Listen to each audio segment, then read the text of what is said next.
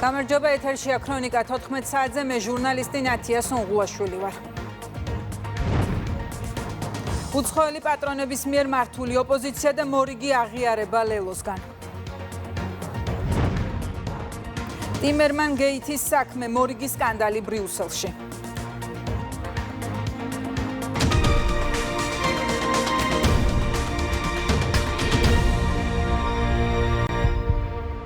ევროკავშირის წევრი და პარტნიორი ქვეყნების პარლამენტების თავმჯდომარეების კონფერენციაზე შალვა პაპუაშვილის სიტყვით გამოვიდა დისკუსია მიმდინარეობს ევროკავშირის მომავალზე. პარლამენტის თავმჯდომარის განცხადებით საქართველოს ევროკავშირში გაწევრიანების გზის ერთგულია. პაპუაშვილის თქმით, ერი სახელმწიფოების საზოგადოებაში პატარა ქვეყნების ხმა ისევე უნდა ისმოდეს, როგორც სხვა დანარჩენის, რადგან სიმართლე მხოლოდ რაოდენობით არ იზომება. პარლამენტის თავმჯდომარის გზავნილზე უფრო მეც ანუკი ჩხიკვაძე გვეტყვის. კონფერენციის ფარგლებში ბუდაპეშტში შეკრებილ 27 სახელმწიფო ქვეყნის წარმომადგენელს დღეს საქართველოს პარლამენტის თავმჯდომარემ კიდევ ერთხელ შეახსენა, რომ საქართველო რჩება ევროინტეგრაციის პროცესის ერთგული, თუმცა ამ კუთხით არსებობს კონკრეტული გამოწვევები, როგორც შალვა პაპუაშვილმა თქვა, ხშირად დასავლეთიდან ქართველი ხალხის მიერ არჩეულ ხელისუფლებას კონკრეტული დირექტივებითა და მოთხოვნებით ესაუბრებიან, რაც ცდება დემოკრატიულ პრინციპებს. ამ კუთხით მან ასევე გაიხსენა ის მოთხოვნა, რომელიც ევროკავშირს ჰქონდა სასამართლო სისტემის ნაწილში, ეგრეთ წოდებული ვეტინგის დანერგვას, რაც როგორც შალვა პაპუაშვილმა თქვა, არ ჯდება დემოკრატიაში და რომ ასეთ ჩარევას ქვეყნის სუვერენიტეტში არც ერთი ქვეყანა არ დაუშვებს. დღესდღეობით, როდესაც ევროპა სერიოზული გამოწვევების წინაშე დგას, ფედერალიზმისა და ეროვნული სუვერენიტეტის თაობაზე დებატები კონცენტრირებული უნდა იყოს ინტეგრაციის სიკეთეების მაქსიმიზაციაზე და ამავდროულად წევრი ქვეყნების ავტონომიისა და ტრადიციების პატივისცემაზე. ევროპული კავშირის ცენტრალური სტრუქტურების ზედმეტმა გაძლიერებამ შესაძლოა ხელი შეუშალოს ისეთი გადაწყვეტილებების მიღებას, რომლებიც სასიკეთოდ გამოხატავს თითოეული ქვეყნის უნიკალურ პოლიტიკურ, ეკონომიკურ და კულტურულ ასპექტებს. საქართველოს ერთგულია ევროკავშირში გაწევრიანების გზის. მე წარმოვადგენ ხელისუფლებას, რომელმაც ყველაზე მეტი გააკეთა ევროკავშირში გაწევრიანების პროცესში საქართველოს წინსვლისთვის. ამავდროულად პარლამენტის გადმოსახედიდან ჩვენ ევროპული ინსტიტუტების მხრიდან გაუგებარი მოპყრობის მომსწრენი გავხდით. სამწუხაროდ ევროკავშირის ზოგიერთი სტრუქტურის მხრიდან ვხედავთ ტენდენციას ხალხის მიერ არჩეულ პარლამენტს ელაპარაკოს დირექტივებით და უწესოს ვალდებულებები უფლებების მინიჭების გარეშე.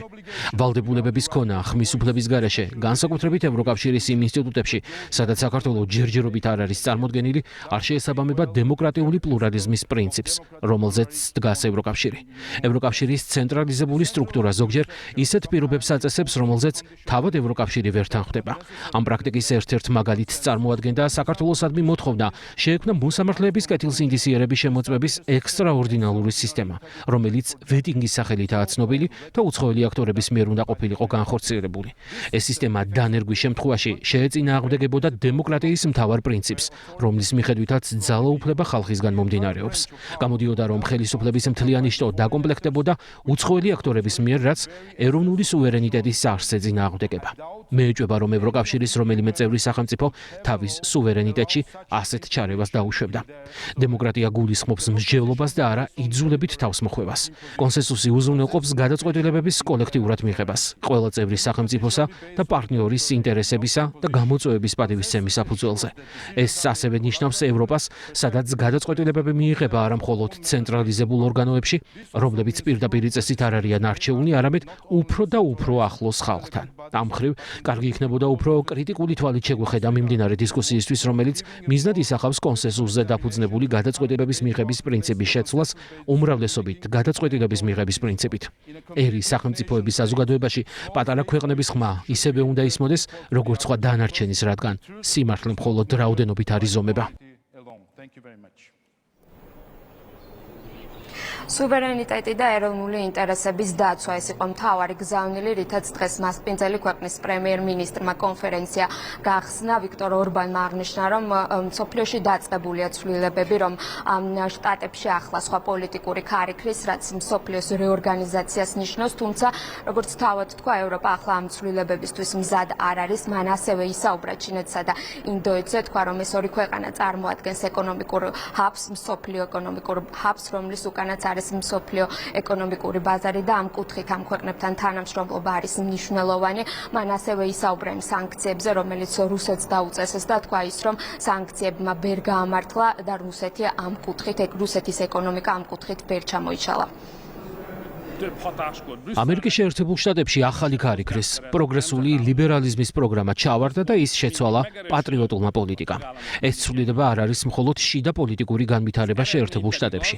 მას ასევე მნიშვნელოვანი საერთაშორისო შედეგები აქვს. ჩვენ არაფერი ვიცით დანამდვილებით მომავლის შესახებ, მაგრამ გვჯერა, რომ შეერთებულ შტატებში დაიწყო ახალი ერა. ბოლო 80 წლის განმავლობაში შეერთებული შტატები დაინტერესებული იყო ლიბერალური საერთაშორისო წესრიგის შენარჩუნებით. ეს დასრულდა. ახლა დაიწყო ამ წესრიგის დემონტაჟი. ნამასობაში ჩინეთის სწრაფად ვითარდება, არა მხოლოდ სამრეწველო შესაძლებლობებში, არამედ თავისი ტექნოლოგიების ხარისხშიც. ის ჩვენი კონკურენტია. ინდოეთი ემზადება მსოფლიო პოლიტიკის ასპარეზზე გამოსვლისთვის. ყველაზე მრავალრიცხოვანი ქვეყანა მსოფლიოში არა მხოლოდ მოსახლეობით, არამედ თავისი ეკონომიკური და ტექნოლოგიური ამბიციებითაც დიდი ძალაა. მის უკან დგას მსოფლიოს უდიდესი ბაზარი და მას აქვს ყველაფერი, რაც საჭიროა რომ გახდეს ჩინეთთან შესაძლებელი ძალაუფლების ცენტრი. როგორია სიტუაცია აქ ევროპაში? ევროპა მოუმზადებელია. ეს არის ისე თითქოს ბოლო 10 წლეულების პასუხებით გვინდა მომავალი 10 წლეულების პრობლემების გადაჭრა, მაგრამ ისინი აღარ მუშაობს. მსოფლიო შეიცვალა და ჩვენ ევროპელები ამას არ მივყოლივართ. მე ვიყავი ევროპული საბჭოს წევრი 15 წლის განმავლობაში. მე პირადად გამომიცდია დაკარგული წლები. ქალბატონებო და ბატონებო, თუ ჩვენ უნგრეთს ისევე ვუძღვებოდით, როგორც კომისია უძღვება ევროპას, მაშინ ჩვენ გაკოტრებულები ვიქნებოდით. დასავლური სტრატეგიები, რომლებიც რუსეთის გადახვას ცდილობენ, ჩავარდა. არავინ ბედავს აღიარებას, მაგრამ ჩვენ წავაგეთ ეს ომი. რუსეთის ეკონომიკა არ ჩამოიშალა. სანქციებმა ვერ გამოიღო შედეგი და რუსებმა ხელი შეუშალეს უკრაინის ნატოში გაწევრიანებას. ამერიკელებმა, ამერიკის შეერთებულმა შტატებმა აღიარა ეს და ახლა მოლაპარაკებებს აწარმოებენ. ჩვენ ევროპელები განვაგრძობთ ომს და ვიქცევით ისე თითქოს შეგვეძლოს გამარჯვება. იმედი მაქვს არ ვარ მართალი, მაგრამ დასასრული იქნება ის, რომ ჩვენ მარტო დავრჩებით ომით ჩვენ სამეზობლოში, მაშინ როცა ჩვენ მთელს ჩვენს ფულს მიუღწეվել გამარჯვებაზე მივმართავთ. ყველაფერთან ხვდებით, რომ ევროკავშირი არ არის იდეალური პროექტი, რამე თუ ეს არის მუდმივი შრომა პროგრესისთვის. თუმცა ეს უნდა იყოს წამახალისებელი ჩვენი ერთობლივი მუშაობისთვის. სწორედ ჩვენ დემოკრატიულად არჩეული პარლამენტების წარმომადგენლებს შეგვიძლია, რომ ჩვენი საერთო კონტინენტის დღის წესრიგი შევქმნათ და ვიყოთ ამბიციურები, როგორც ჩვენი ეროვნული კანონმდებლობებისთვის, ისე ევროპისთვის. აქ არ უნდა იდგეს იმის საკითხი, რომ ჩვენ თქვენს წინააღმდეგ ვართ, ან პირიქით. სწორედ ამიტომაც ევროპარლამენტი არის ევროკავშირის გაფართოების ყველაზე დიდი მხარდამჭერი. ამიტომაც არის, რომ პირველები ვიყავით, ვინც გავაკეთეთ მოწოდება საქართველოს, მოლდოვასა და უკრაინისთვის ევროკავშირის წევრობის კანდიდატის სტატუსის მინიჭებაზე. მედიასთან ახლა პირველ კომენტარს აკეთებს საქართველოს პარლამენტის თავმჯდომარე, რომელსაც ჩვენ პირდაპირ ეთერში შემოგთავაზებთ. ბატონო შალვა, რომ გითხრათ კიდევ ერთხელ თქვენი გზავნილი კონფერენციის ფარგლებში, რა იყო თქვენი მთავარი სათქმელი? უესხოლსა დღეს უნგრეთის დედაქალაქ ბუდაპეშტში ტარდება ევროკავშირის წევრი ქვეყნების პარლამენტის თავმჯდომარეების კონფერენცია, რომელსაც ასევე კანდიდატი ქვეყნების პარლამენტის თავმჯდომარეებიც ესწრებიან. მნიშვნელოვანი ფორუმი და პლატფორმა არის იმისთვის, რომ ვისაუბროთ ევროკავშირის მომავალზე და დღესაც ზუსტად ეს არის თემა. პირველი სესიის თემა იყო თუ როგორი მოწყობილ უნდა იყოს მომავალში ევროკავშირში, საით უფრო მიდის ევროკავშირის სუვერენიტეტის პატივისცემა უფრო მეტად, თუ ფედერალიზმისკენ წასვლა და ამაზე საინტერესო დისკუსია იყო ჩემი მხრიდან. ვისაუბრე იმ გამოცდილებაზე და იმ მოლოდინებზე, რომელიც ქართულ ხალხს აქვს, უპირველეს ყოვლისა. ჩვენი მოლოდინი არის, რომ ევროკავშირი ეს უნდა იყოს მრავალფეროვნების კავშირი და შესაბამისად ყველა ერის, ყველა კულტურის, ყველა სახელმწიფო როგორც ინტერესები, ისევე ხმა უნდა იქნეს გაგონილი. ამ მხრივ ჩვენ მათ შორის აღვნიშნე, რომ ვუყურებთ და ვაკვირდებით იმ დისკუსიას, რომელიც მიმდინარეობს ევროკავშირის შიგნით კონსენსუსის სისტემის ჩანაცვლების უმრავლესობით, რაც ჩვენი აზრით დამაფიქრებელია იმ მხრივ, იმიტომ რომ განსაკუთრებით პატარა ქვეყნებს არ მისცემს ხმის უფლებას, არადა სიმართლე ჭეშმარიტება არ გაიზრდება ამ შემთხვევაში ქვეყნის სიდიდით და ამიტომ მნიშვნელოვანი არის და ამ მხრივ სხვა ქვეყნებსაც, რომლებიც თქვა ზომით არ არიან იმდენად დიდი, როგორც ზოგიერთი ევროკავშირის წევრი ქონდათ ამ მხრივ საკუთარი მოსაზრებები. ასევე ვისაუბრე იმაზე, რომ მნიშვნელოვანია ევროკავშირმა განსაკუთრებით კანდიდატ ქვეყნებთან მიმართებაში პატივისცეს დემოკრატიულ ლეგიტიმაციას, რომელიც ხალხიდან მომდინარეობს.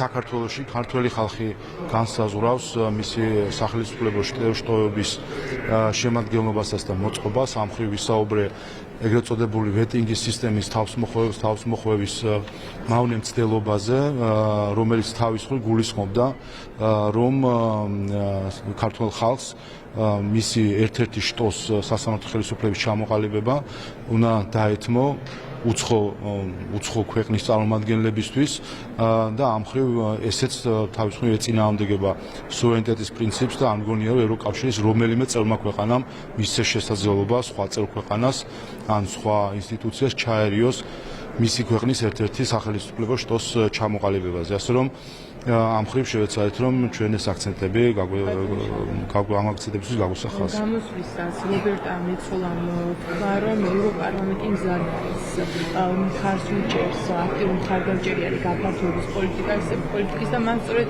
ამ კონტექსტში ახსენა საქართველოს, ახსენა ასევე უკრაინა და მოლდოვა და თქვა რომ ამ პროცესს მხარს უჭერს. დღეს როგორ გამოიხატება ქვეყნის მიმართ ეს მხარდამჭერა? თავისთავად ზოგადი კონტექსტი მათ შორის კოლეგებთან საუბრის დროს ამ მხრივ არის სრული მხარდაჭერა საქართველოს ევროპული გზისა. სამწუხაროდ დღეს საქართველოს და ბრიუსელს შორის ურთიერთობა არის ტყვე პოლიტიკური კონტექსტისა, რომელიც შეიქმნა ჩვენს რეგიონში, რომელსაც ბევრი განმაპირობებელი აქვს. ჩვენ ხედავთ ერთის მხრივ მძიმე ტვირთს, რომელიც უკრაინაში მიმდინარე ომის შედეგად აწევს ევროკავშირს და ამ მხრივ ზოგიერთ პოლიტიკურ ჯგუფებს ევროპაში ჰქონდათ მავნე მოლოდინები საქართველოს მიმართ, რომ საქართველო ჩაბმულიყო ესკალაციის პოლიტიკაში, ისე რომ მათგან განსხვავებით არც ნატო გვიცავს და არც ევროკავშირის ეკონომიკური სოლიდარობის ქოლგა და მეორე მხრივ ევროპაში გარკვეული პოლიტიკური ჯგუფები, რომლებიც ჩვენს ყოფილ ავტორიტარ მმართველს მიხეილ სააკაშვილის ფარველობს და ცდილობს არა მხოლოდ დაიხსნას ის მისი კანონიერი სასჯელისგან, არამედ მოიყვანოს მისი პოლიტიკური ძალა ხელისუფლებაში. აი ეს ორი არასწორი მიდგომა, რაც ზოგიერთ პოლიტიკურ ჯგუფებს საქართველოს მიმართ აქვს, როგორც კი მოიხსნება, იმ მომენტშივე ამ ტყვეობიდან გამოვა საქართველოს, ბრიუსელის და ევროკავშირის სხვა წევრი ქვეყნებს შორის ურთიერთობა. ბატონო შალვა, ვიქტორ ორბანის სიტყვით გამოსვლაზეც მინდა კითხოთ. მან თქვა, რომ მსოფლიოში ახლა დაწყებულია ცვლილებები, რომ ამერიკის შეერთებულ შტატებში სხვა პოლიტიკური ქარიქრის და ამ კუთხით ისაუბრა, რომ ახლა ეკონომიკურ ჰაბს წარმოადგენს ჩინეთი და ინდოეთი. ამ კუთხით როგორ შეაფასებთ მაშინ, როდესაც საქართველოს ჩინეთთან თანამშრომლობის კუთხით აკრიტიკებენ ხშირად? და ერთ დამამატებ თქვა, რომ ევროპას ჭირდება ძლიერი ლიდერები და ახალი სტრატეგია. თავისთავად ერთი, რასაც მთელი მსოფლიო აკვირდება, განსაკუთრებით ახალი ამერიკის შეერთებულ შტატების ახალი ადმინისტრაციის პირობებში, არის ის, რომ ხდება ყალბი იდეოლოგიების მსხვერპლობა, რომელსაც წლების განმავლობაში თავსახავდნენ განსაკუთრებით ევროპულ საზოგადოებას და ამ მხრივ ხედავთ გამოფხიზლებას ევროპის შიგნითაც. როდესაც საზოგადოება ხვდება უკვე, რომ როგორც ამას მიხვდა ამერიკელი საზოგადოება, რომ აბსოლუტური ყალბი იდეოლოგიები, ლიბერალიზმის არასწორი გაგება და საერთო ჯამში, ასე ვთქვათ, ორველისერული მიდგომები, როდესაც ხდებოდა ჩანაცვლება ნამდვილი ღირებულებებისა ყალბი ღირებულებებით, ეს ეპოქა დასრულდა და მნიშვნელოვანია, რომ ამას თვალი გაუსწოროს ყველა ხელისუფლებამ ევროკავშირის შიგნით. რაც შეეხება სამომავლო კონსტრუქციას, ამ მხრივ ხედავთ ასევე ძრებს, რომელიც სოფლიოში ხდება, როდესაც დაიწყო რუსეთის აგრესიული ომი უკრაინის წინააღმდეგ, იმ მომენტშივე ითქვა, რომ ეს იყო ტექტონიკური გეოპოლიტიკური ძვრები, საით მივყავართ ამ და სად მიგვიყვანს ეს გეოპოლიტიკური ძვრები რთულია წინასწარმეტყველო, თუმცა ჩანს, რომ ევროპაში ბევრი დღესაც არ არის მზად, რომ შეხვდეს ამ საკითხს სერიოზულად, იმ მხრივ, რომ კომპეტენტური პასუხები ქონდეს იმ გამოწვევებზე, რომელიც ამ გარემოებამ შექმნა.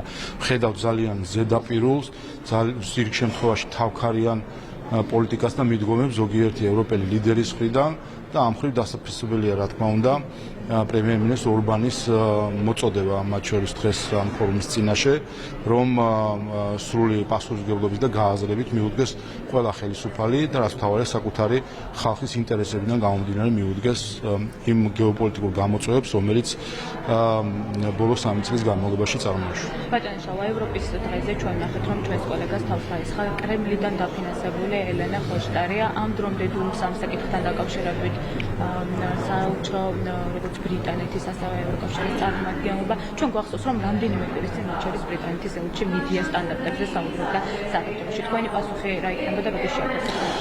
რა თქმა უნდა, როდესაც ევროკავშირის დღეზე ევროკავშირის მიერ მოწყობილ ღონისძიებაზე თავს ესხიან მედიას, ეს აჩვენებს ევროკავშირის საელჩოს ღირებულებით კრახს. როდესაც ამ თავდასხმაზე რეაგირება არ ხდება. შეიძლება ექსცესები მოხდეს ყველგან, თუმცა როდესაც უჩუმდება ევროკავშირის საელჩო ამ თავდასხმას ჟურნალისტზე, ეს აჩვენებს, რომ ის ამითი ითმენს, თვალს ხუჭავს და რაც ყველაზე სამწუხარო, ამითი ახალისებს ჟურნალისტებზე თავდასხმას, მათ შორის ამ თავდასხმაში მონაწილეობდნენ ევროკავშირისგან დაფინანსებული ადამიანები. ასე რომ სამწუხარო ტენდენცია ჩამოყალიბდა ევროკავშირის საელჩოს მხრიდან, რომელიც დღეს სამწუხაროდ იქცა როგორც სიძულვილის ენის, ისე რიგ შემთხვევაში ძალადობის წამახალისებლად, როდესაც მისი დაფინანსებული ადამიანები არიან ჩართული ძალადობაში, სიძულვილის ენაში, დეზინფორმაციის გავრცელებაში და ამაზე არათუ თვალს ხუჭავს უბრალოდ, საერთოდ არ რეაგირებს, რაც საბოლოო ჯამში ახალისებს ძალადობას და სიძულვილს. რამდენიმე თემა მექნება ბატონ შავა, ერთ-ერთი არის თვითმმართველობის არჩევნები, ერთის მხრივ ოპოზიციის წარმომადგენლები ამბობენ, რომ ბოიკოტის ნიშნად არ მიიღებენ მონაწილეობას, მაგრამ ხედავთ მათ მხრიდან გარკვეულ მზადებას. ყოველ შემთხვევაში რეგიონების მიმართულებით მათ შორის არის ლევო. როგორ ფიქრობთ, ოპოზიცია მიიღებს თუ არა არჩევნებში მონაწილეობას და თუ მიიღებს, მაშინ როგორ გადანაწილება ძალთაბანზე, ვის რა რესურსი აქვს ახლა ამ პროცესში?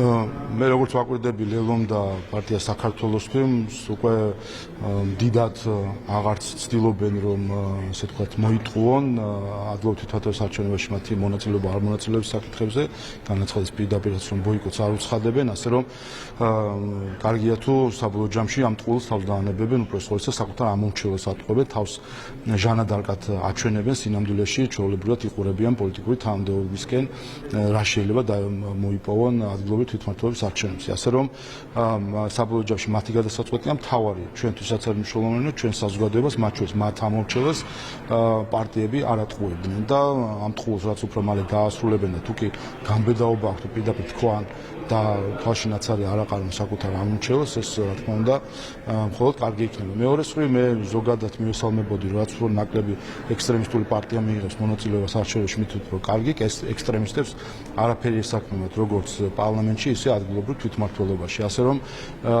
ერთიც და მეორეც საერთო ჯამში მათ მონაწილეებს არ მიიღება კარგია დემოკრატიისთვის, ვინაიდან საბოლოო ჯამში საბოლოოდ ჩაიხსნებიან ყოველგვარი პოლიტიკური ცხოვრებიდან, მონაწილეობას თუ მიიღებენ, ესეც კარგია, იმიტომ რომ კიდევ ერთხელ საზოგადოება განაჩენს გამოუტანს არჩევნებს. არჩევნების ნაწილს შეკითხავთ, სალობე სამადაშვილი ამბობს, რომ მთავარი არის ის, რასაც ამბობს ევროპა 2020 წელს, როდესაც არჩევნები გაყალბდა, ევროპას არ სურდა ხელახალი არჩევნები, ახლა სურსო.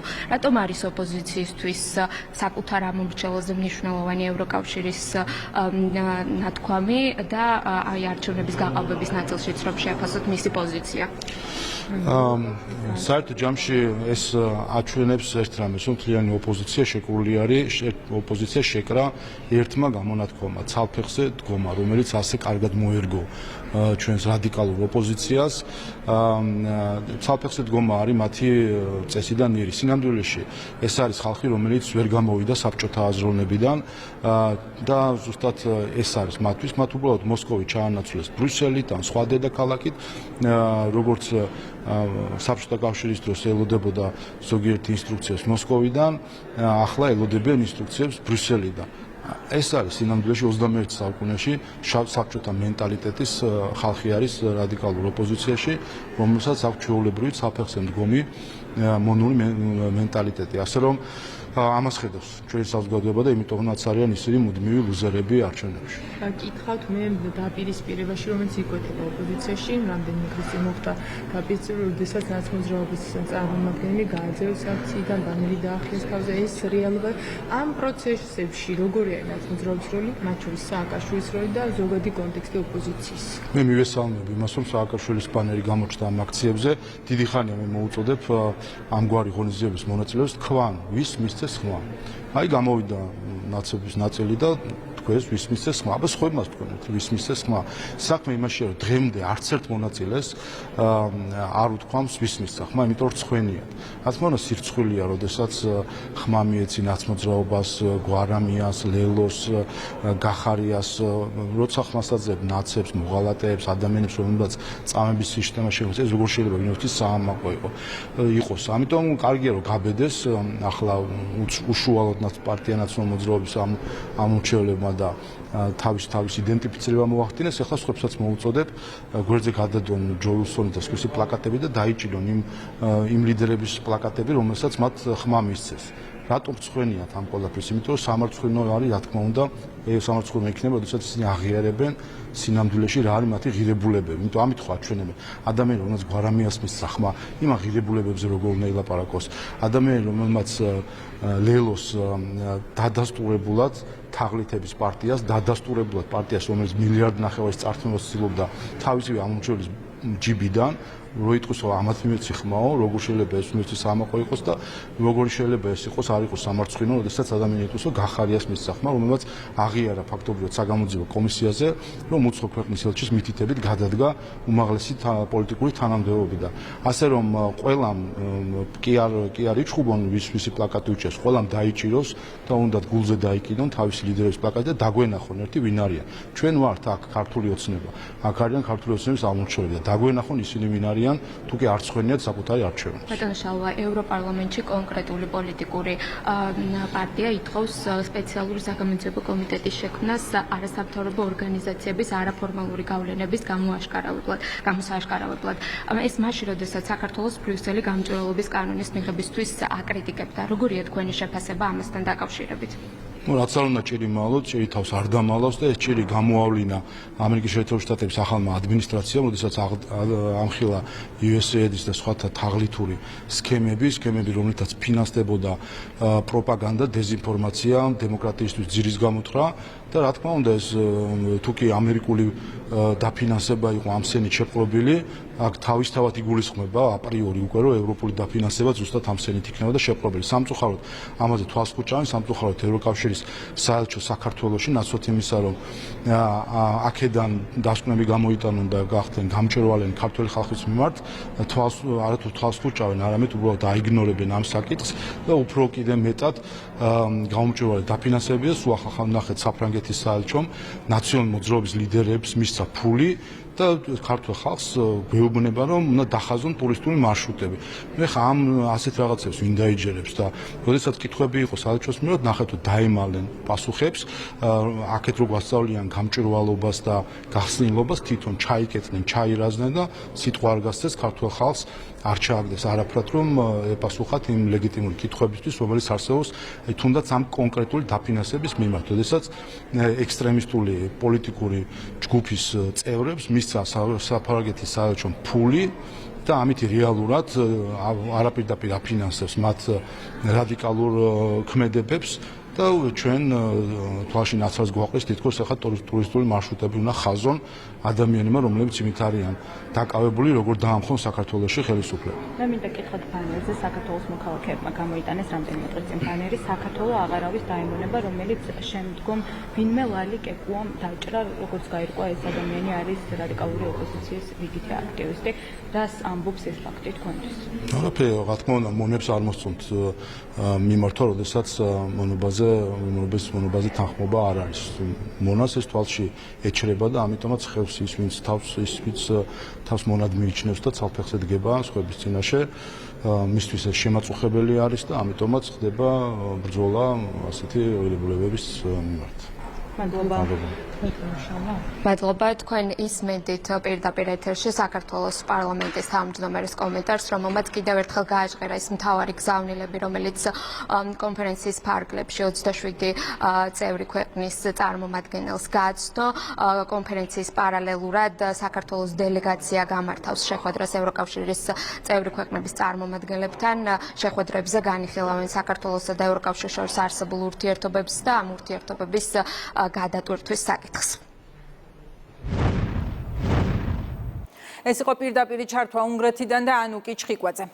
მართლმადიდებელი ეკლესია ანდრია პირველწოდებულის ხსენებისა და ღვთისმშობლისადმი საქართველოს წილხვდომილობის დღეს აღნიშნავს. საზეიმო წირვა მახათის ივერის ღვთისმშობლის ხატის სახელობის ტაძარში ჩატარდა. წირვას ესწრებოდნენ პრემიერი, პრეზიდენტი, საკანონმდებლო და აღმასრულებელი ხელისუფლების წარმომადგენლები. როდესაც მაცხოვრის ამაღლების შემდეგ მოციქულებმა წილი ყარეს თუ ვინსაც წასულიყო საქადაგებლად, ყოვლადწმინდა ღვთისმშობელს წილად ერგო ივერიის მოქცევა, მაგრამ ვინაიდან მისი გარდაცვალება იყო მოახლოებული, მაცხოვარი გამოეცხადა მას და უბრძანა იერუსალიმში დარჩენილიყო. მის ნაცვლად კი საქართველოში გაეგზავნა ანდრია მოციქული თავის ხელთუქმნელ ხატთან ერთად. და აი, ყოვლადწმინდა ქალწულმა დედა ღვთისმშობელმა აუწყა ანდრია მოციქულს ღვთის ნება, მოითხოვა ფიცარი, მიიდო სახეზე, ამ ფიცარზე გამოისახა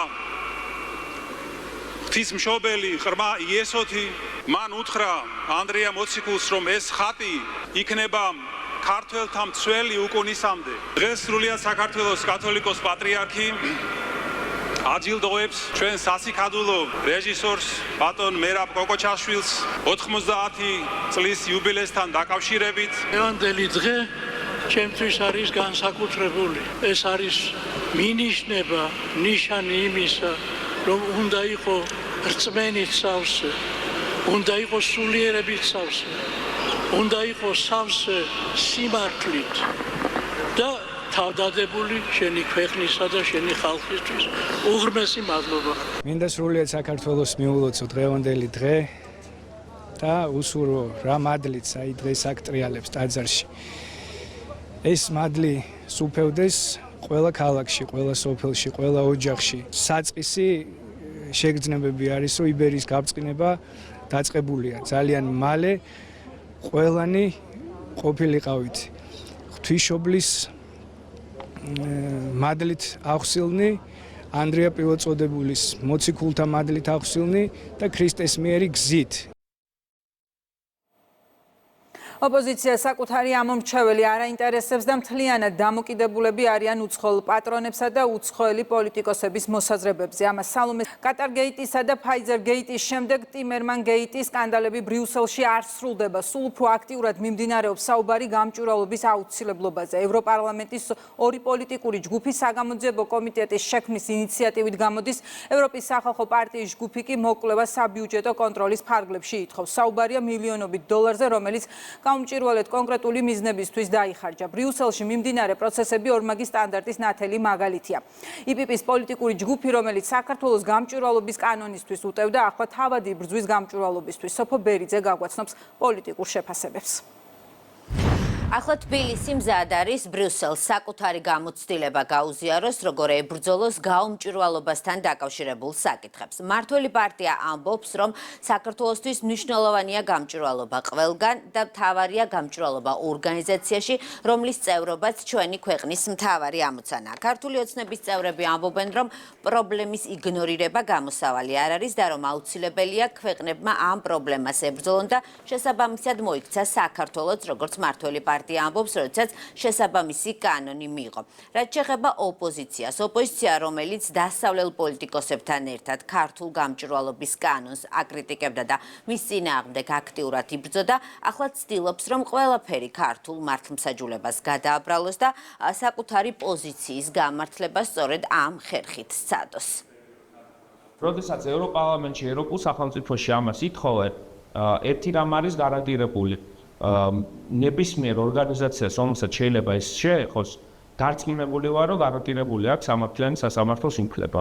ამ ქვეყანაში სასამართლოში კიდე მისულხარ და გინდა პრობლემა მალამ თავისთავად მაგრამ ვერ დამალა საბოლოო ჯამში პრობლემის იგნორირება არ არის გამოსავალი აუცილებელია რომ ამ პრობლემას თავიდანვე გაუსწოროს ყველა მთვალი თუ სხვა ქვეყნებს აქვთ იმის სურვილი ჩვენ გამოცდილება გაიზიარონ დიდი სიამოვნებით ჩვენ მას გაუზიარებთ მაგრამ აქ თავარი არის ის რომ ეს პრობლემა არის დღის წესრიგში არაფორმალური გავლენების ფულის ტრიალი პოლიტიკაში არალეგალურად ფულის ტრიალი არის პრობლემა და რაც მალე თვითონ ევროკავშირის წევრი ქვეყნებიც გაუსწორებენ ამ პრობლემას თვალს უკეთესი იქნება თავად ევროკავშირისთვისაც ეს პრობლემა ყოველთვის იდგა და ყოველთვის არსებობდა უბრალოდ თვალებს ხუჭავდნენ და ჩვენ გავბედეთ და ვიყავით ერთ-ერთი პირველი მსოფლიოში რომლებმაც ამაზე ხმა ამოვიღეთ და გახსოვთ რამხელა კრიტიკა და ასე ვთქვათ სიძულვილის ნიაღვარი მოყვა ყველა ამ ცდელობა კარგია თუ გადაიღებენ ქართულ გამოცდილებას და მივესალმებით იმიტომ რომ ჩვენ როგორც სახელმწიფო მივესალმებით ყველანაირ გამჭვირვალობას და იმ ორგანიზაციაში რომლის წევრობა ჩვენ გვიდა ასევე მივესალმებით გამჭვირვალობას ევროპელი დეპუტატები არასამთავრობო ორგანიზაციების ფარული პოლიტიკური გავლენების მხილების მიზნით ევროპარლამენტში საგამოძიებო კომიტეტის შექმნას ითხოვენ. საქმე ეხება ევროკავშირში მიმდინარე მორიგ სკანდალს. ეს ბევრი სხვა სკანდალის გაგრძელებაც შეიძლება ჩაითვალოს. ეს სოფო ბერიძე იყო. ეთერში რეკლამის შემდეგ რამდენიმე წუთში დავბრუნდებით.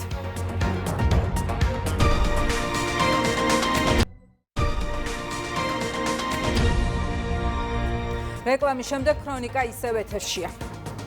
ოპოზიციის ნაწილი ფარულად თვითმმართველობის არჩევნებისთვის მზადებას განაგრძობს. შეხვედრებს მართავს რეგიონებში, მაგალითად მამუკა ხაზარაძე. მზადება აღიარა ნაციონალურმა მოძრაობამ, თუმცა პარტიაში ირწმუნებიან, რომ საპარლამენტო არჩევნებისთვის ემზადებიან. პარალელურად არჩევნებში მონაწილეობის საკითხი დაპირისპირების საფუძველია კოლექტიურ ნაცმოძრაობაში. ჩვენ ძალიან აქტიური მუშაობა გვაქვს დაწყებული სხვადასხვა კამპანიის თვალსაზრისით რეგიონებში. არ არის აუცილებელი ყოველთვის კამერების წინ მუშაობა. ჩვენ საპარლამენტო არჩევნების ახალი თარიღის დანიშნვის შემთხვევაში ვიქნებით ყველაზე მეტად მომზადებული. ოპოზიციური პოლიტიკური პარტიები ემზადებიან არჩევნებისთვის. თქვენ იცით რომ დაიწყეს რეგიონებში შეხვედრები, ტრენინგები, სემინარები. თუმცა ისინი ამბობენ რომ ისინი ემზადებიან საპარლამენტო არჩევნებისთვის, მაგრამ საპარლამენტო არჩევნები იქნება 2028 წელს. კარგია თუ ასე ადრე ემზადებიან საპარლამენტო არჩევნებისთვის, თუმცა ხუთში იქნება ადგილობრივი თვითმმართველობის არჩევნები.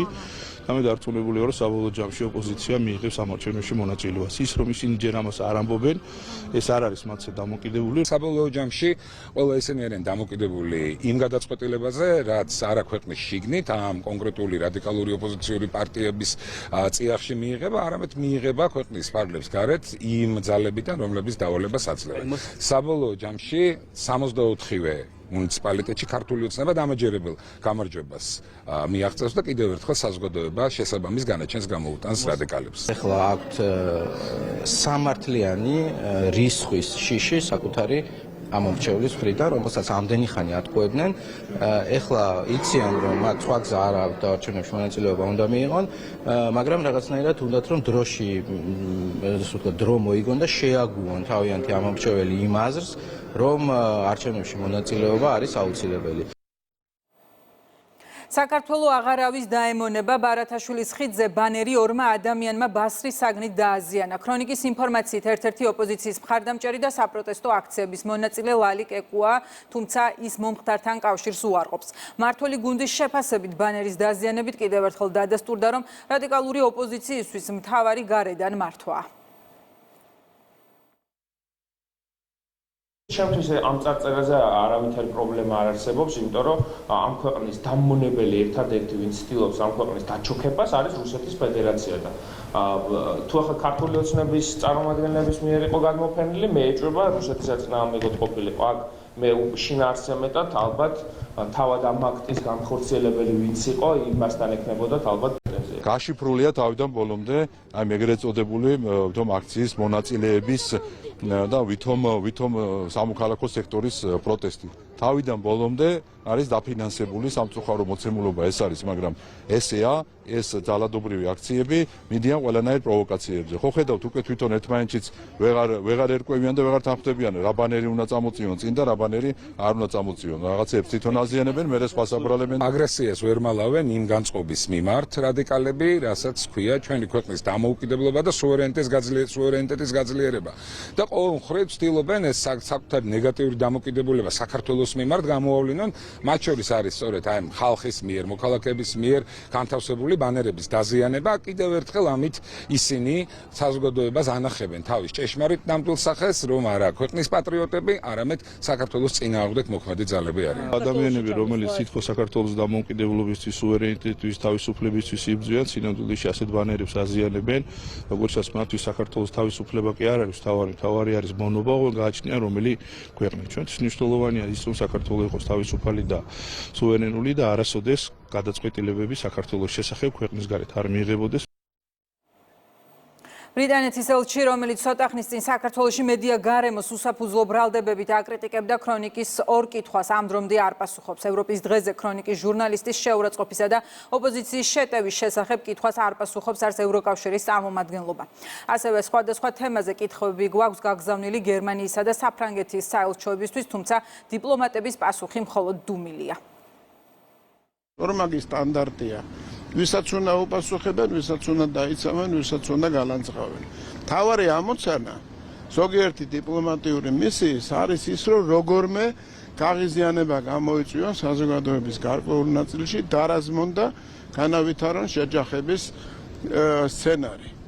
ამას ჩვენ უყურებთ, ჩვენ თვალწინ ვითარდება ეს პროცესი, ამაში მედიები ეხმარებიან. ღიმილის მომგვრელია ბრიტანეთის ელჩისგან ასეთ დამოკიდებულება ზოგადად მედიის მიმართ, მაშინ როდესაც ჩვენმა ქვეყანამ სწორედ ბრიტანული მოდელი, ეგრეთ წოდებული BBC-ის მოდელი მიიღო მედია საშუალებების მარეგულირებელ საკანონმდებლო სივრცეთ და მაშინ როდესაც საქართველოში სიტყვის და გამოხატვის თავისუფლება თავისი დამოუკიდებლობის ისტორიის მანძილზე მართლაც უმაღლეს ნიშნულზეა, ის რომ მაგალითად კონკრეტულ ტელეკომპანიების ბულინგზე სიტყვის და გამოხატვის თავისუფლების შეზღუდვაზე ევროპული ქვეყნის ელჩები არ რეაგირებენ, კიდევ ერთხელ ხაზს უსმევს იმ ორმაგ სტანდარტსაც სამწუხაროდ დღეს მსოფლიოში და კერძოდ ევროპის კონტინენტზე არსებობს.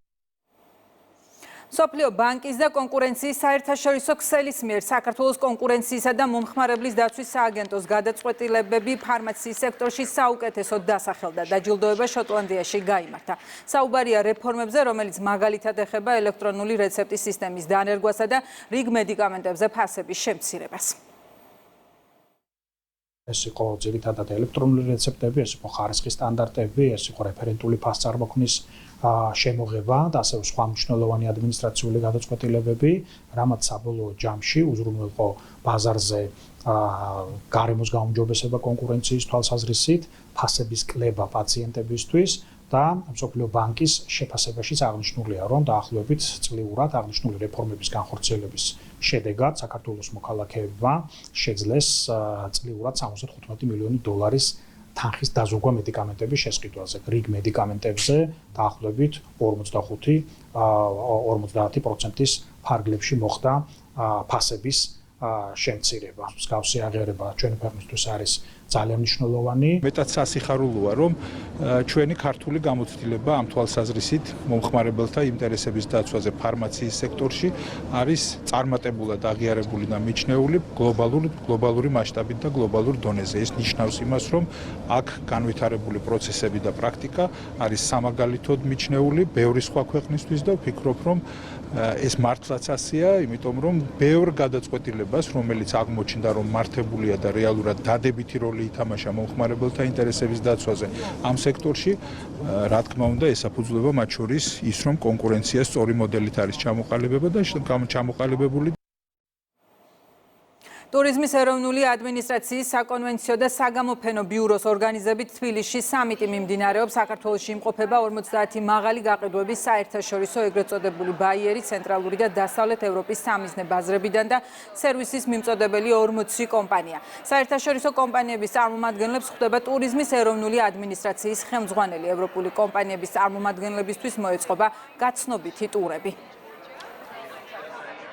სამიტის ფარგლებში ქართველი ტურიზმის სექტორი წარმომადგენლები ევროპელებთან ერთად შეხვედრებს გამართავენ. ძირითადად პოლონური და ბრიტანული ბაზრიდან არიან საქართველოში ჩამოსული იმისთვის, რომ გაეცნონ ადგილობრივ ბაზარს, შეიძინონ პარტნიორები და მომავლისთვის საქართველოში ბევრად მეტი ბიზნეს შეხვედრა ჩამოიტანენ. ჩვენ დავაორგანიზეთ ეს სამიტი, რადგან საქართველოს მიმართულებით ძალიან ბევრი პირდაპირი ავიარეისი სრულდება პოლონეთიდან. ამ ღონისძიებისთვის გადავწყვიტეთ პოლონეთიდან, ასევე ევროპის სხვა ქვეყნებიდან და ჩინეთიდან. ბაიერები ჩამოგვიყვანა, რომ ამ მიმართულებას საქართველოს საქმიანი ტურიზმის პოტენციალს გაცნობოდნენ, სადაც შესაძლებელია მსხვილი ღონისძიებების გამართვა და ხალხის ჩამოყვანა ბიზნეს შეხვედრებისთვის. ვფიქრობ, სერვისის მომწოდებლები მოხარულები არიან ბაიერებთან შეხვედრით და იმ ტურებით, რომელიც დაგეგმილია. ესეთი სამიტები არის ტურიზმისთვის ერთ-ერთი ყველაზე მნიშვნელოვანი, რაც შეიძლება სახელმწიფომ და გააკეთოს. უკვე რაც ვიცი, ორგანიზაციები, რომელიც ჩამოსულები არიან, წინასწარი კვლევით ვიცი, რომ ძალიან სერიოზული კომპანიები არიან, რომელიც აუცილებლად დაეხმარებიან ტურიზმის განვითარებას მაის სეგმენტში და ტურისტულ სეგმენტში. ასეთი იყო ახალი ამბები ამ დროისთვის. ქრონიკა პირდაპირ ეთერში 16 საათზე ქეთი ქაშაკაშვილთან ერთად დაბრუნდება. ნახვამდის.